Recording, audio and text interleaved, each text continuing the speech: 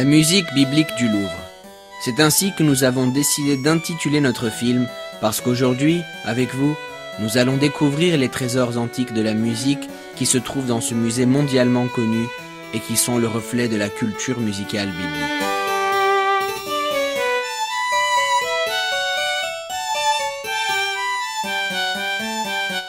Il est étonnant que les livres bibliques, qui sont à ce jour les plus lus dans le monde, aient rarement attiré l'attention des historiens musicologues. Certes, les sujets bibliques ont souvent été rappelés, mais seulement quand il s'agissait d'œuvres picturales ou musicales qui faisaient référence à des événements bibliques.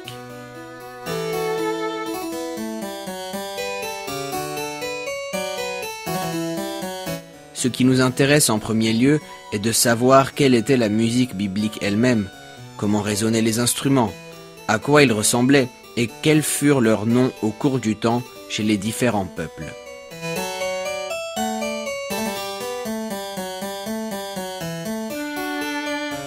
Les événements bibliques s'étant produits en Ancien-Orient et dans le monde gréco-romain antique, nous avons décidé, sur la base de notre réflexion, d'étudier les objets exposés au Louvre, musée dont les richissimes collections d'Égypte, de l'Orient et du monde antique ont fait la gloire. C'est ainsi nous commençons notre visite au musée du Louvre.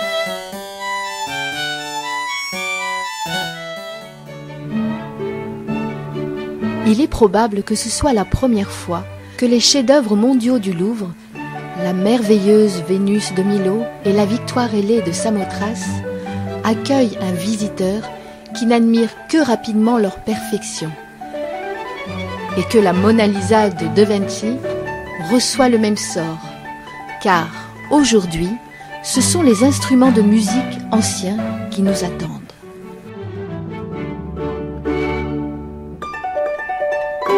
Je pense que Mona Lisa ne nous en voudra pas de lui tourner le dos pour nous diriger vers cette merveilleuse toile grandiose qui lui fait face.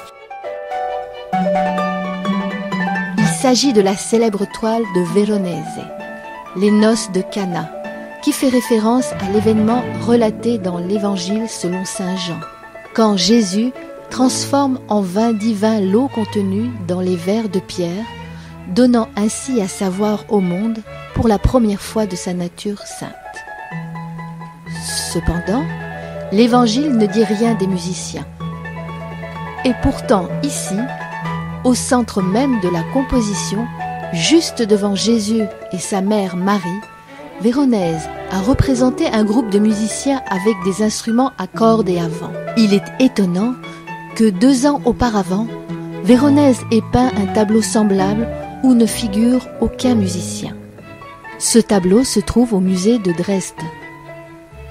Qu'est-ce qui a pu changer au cours de ces 2 années ?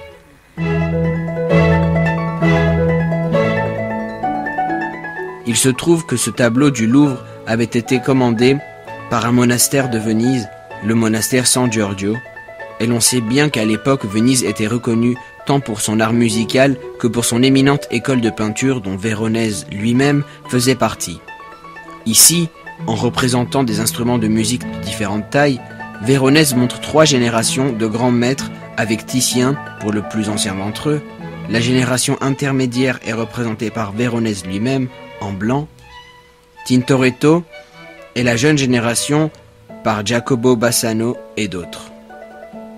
Ajoutons qu'au moment de la réalisation de ce tableau, l'école des grands luthiers de Cremona, avec Andrea Amati à sa tête, était à son apogée. Toutes ces raisons, indépendamment du sujet biblique du tableau, font que ce tableau ne peut nous servir de source historique. Par l'époque et le lieu de création, ce sont les miniatures arméniennes du Moyen-Âge qui sont les plus proches des événements bibliques.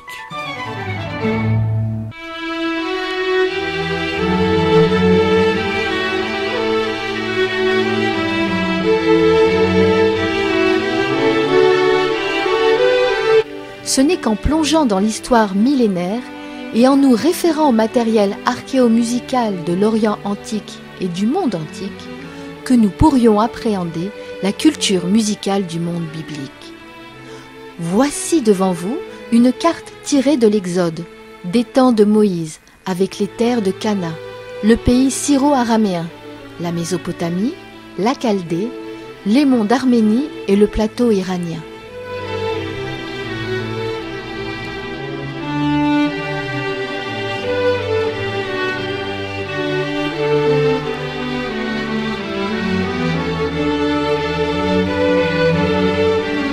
Nous commencerons notre visite par les salles de l'Ancien Orient, la période biblique quand régnaient les cultes sumériennes et babyloniennes, les rivages du Levant, l'Asie mineure, les monts arméniens et le monde iranien.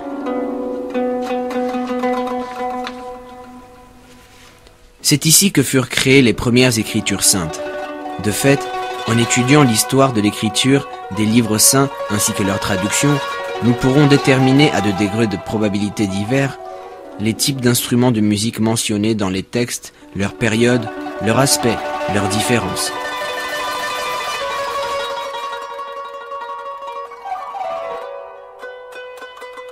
Ces sculptures nous entraînent dans l'atmosphère païenne de l'époque de Nabuchodonosor, dont le rituel sont mentionnés dans le livre de Daniel.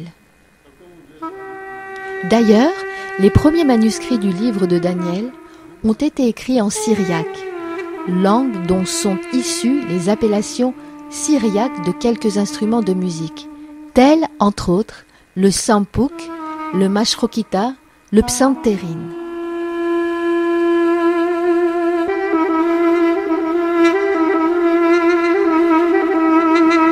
Voici l'expression de l'idée première de la Sainte Trinité. Dans les cieux, Baal avec Sin, la divinité lunaire, et Shamash, la divinité solaire. Le nom de Sin est lié à la montagne biblique du Sinaï, et celui de Shamash, dans les Saintes Écritures, trouve son expression dans la représentation du héros biblique Samson. Voici la représentation du héros de la mythologie sumérienne.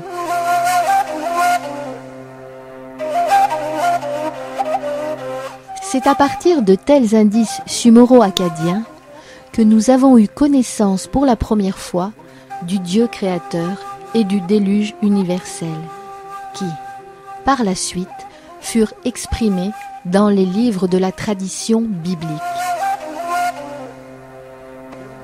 Les premiers livres saints furent écrits en hébreu, puis ont suivi les traductions grecques et syriaques, qui ont conservé le statut de source initiale. Ce n'est que beaucoup plus tard qu'apparurent les traductions inspirées divinement en latin, itala, vulgate, en arménien, asfazatchonch, puis dans d'autres langues. Sur cette page en latin, vous verrez Yulbal, l'ancêtre biblique de tous les musiciens, jouant de la lyre et du chalumeau. Mais voici maintenant une représentation très ancienne de musiciens de Sumer. Dans la partie inférieure de cette stèle, nous distinguons une harpe avec des éléments sculptés d'un taureau. Le culte du taureau était très répandu dans tout l'Orient et trouva son expression dans le livre de l'Exode sous la forme du veau d'or. Nous retrouvons le motif du taureau sur d'autres harpes de la Mésopotamie suméro-acadienne où, à côté d'éléments délicats, nous distinguons aussi des têtes de taureaux en doré. Ces harpes sont conservées au British Museum, 3e millénaire avant notre ère.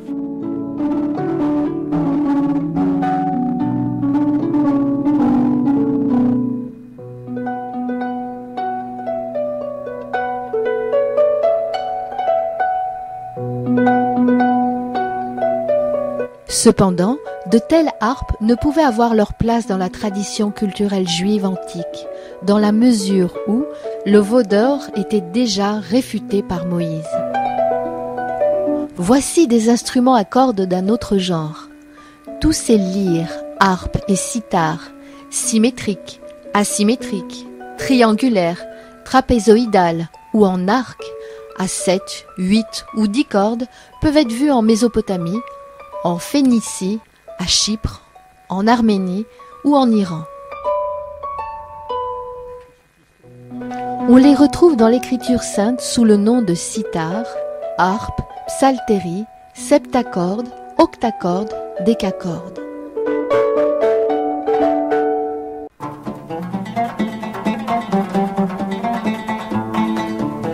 Les luths à cordes pincées méritent une attention toute particulière, car, selon l'avis de certains musicologues, ces instruments n'auraient pas trouvé leur place dans la musique juive.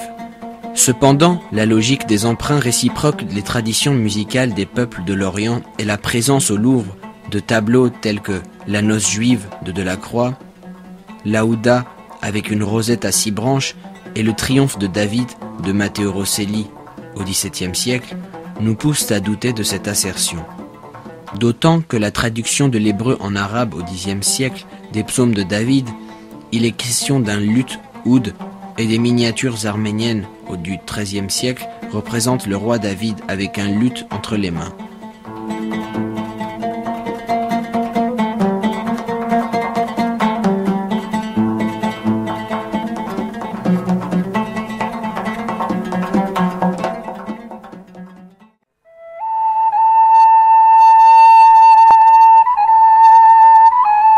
Dans les livres bibliques, il est souvent fait état de flûtes sous l'appellation de ougag ou mashrokita. Ces flûtes à bec ou à hanche sont des instruments à 1, 2 tuyaux, voire davantage, et même peuvent ressembler à des cornemuses. Ce n'est pas un hasard si, dans leur version latine, ces instruments sont des organos, c'est-à-dire des instruments de musique à vent.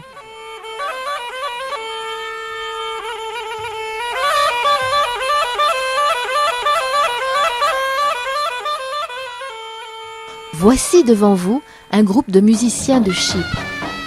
De tels groupes sont mentionnés dans les livres de la Genèse, des rois de Job, comme musiciens jouant de la flûte, de la cithare ou du tambourin.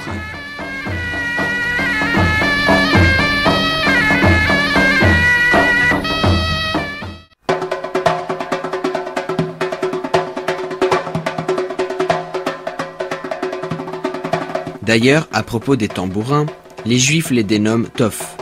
Ces figures anciennes témoignent du fait que les tambourins étaient souvent associés au culte de la femme et de la maternité. D'après le livre de l'Exode, Myriam, la sœur de Moïse, jouait du tambour Toph. D'ailleurs, encore aujourd'hui, chez les Juifs, le tambour timbale s'appelle le Toph de Myriam. Prêtez attention à la représentation de Myriam dans ces miniatures arméniennes du Moyen-Âge. Selon Joseph Flavius, on avait recours à des tambourins de grande dimension pour la musique religieuse.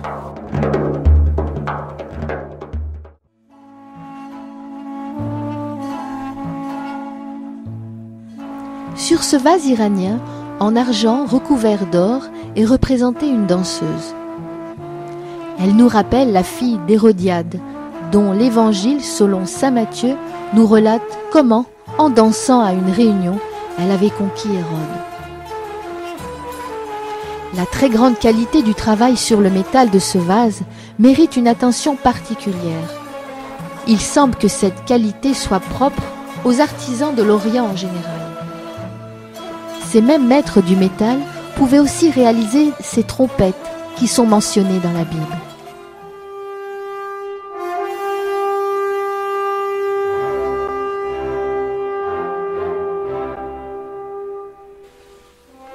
La puissance des empereurs de l'Iran Achéménide a eu raison de Babylone, mais a aussi libéré tous les peuples, y compris le peuple juif, de la captivité babylonienne. Dans le livre d'Esdras, il est écrit que Darius a envoyé avec eux des milliers de cavaliers jusqu'à ce qu'il les mène en paix à Jérusalem avec la musique, les tambours et des trompes. Voici maintenant des pavillons miniatures de trompettes en cuivre, argent et or originaires de Bactrie iranienne.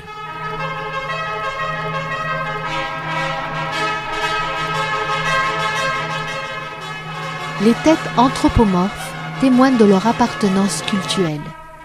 Cependant, des trompes semblables à celles-ci, des trompes doubles, étaient utilisées en Orient.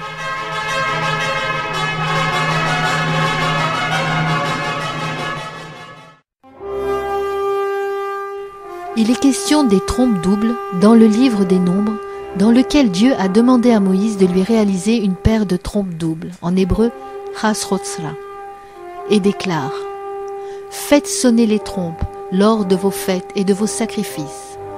vous les ferez en mémoire de Dieu.